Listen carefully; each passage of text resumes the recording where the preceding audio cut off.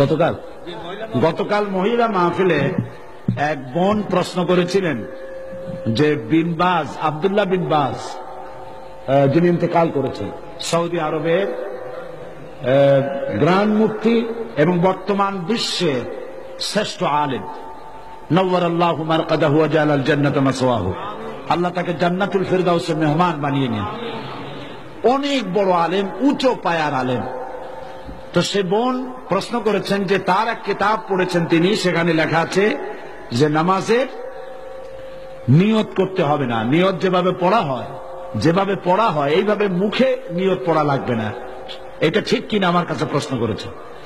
তা আমি প্রশ্নের জবাবে বলেছি যে বিন বাজ সারা পৃথিবীতে স্বীকৃত শ্রেষ্ঠ আলেম, সমস্ত ওলামা মহলের কাছে তাকে ওস্তাজুল ওলামা বলা হয়, ওস্তাজুল আসাতিজা বলা হয়।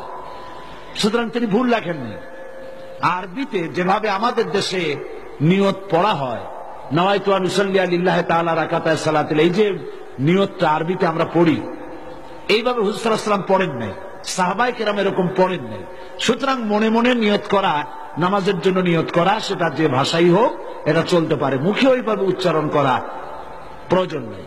এই কথাটা বলায় একজন আমাকে লিখেছেন যে এটা নাকি আজকে টক অফ দ্য টাউন, সারা একেবারে শহরে এটাই হয়েছে যে নামাজের নাকি নিয়ত করা লাগবে না, কোন জিনিসের নাকি নিয়তির দরকার নেই। মানুষ শোনে একটা, বুঝে আর একটা, বলে আর একটা।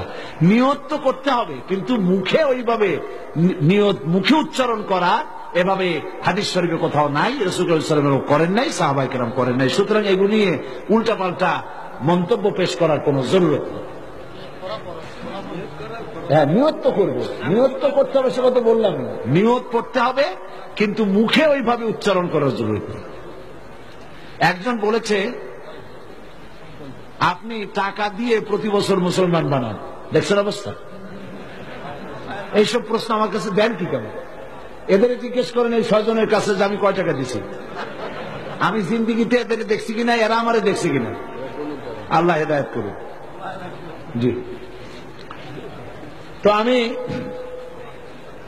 নিয়তের ব্যাপারটা পরিষ্কার করে দিতে চাই। প্রত্যেক কাজের নিয়ত করতে হবে। ইন্নামাল আমালু বিন্নিয়াত, নিয়তটাই হচ্ছে প্রধান। তবে মুখে উচ্চারণ করার যে রীতি চালু হয়েছে, এভাবে হাদিস শরীফে নাই। নিয়তটা করতে হবে, তবে এভাবে নয় যেভাবে আমরা করা বাধ্যতামূলক মনে করি। কথাটা পরিষ্কার হয়েছে কিনা? আলহামদুলিল্লাহ।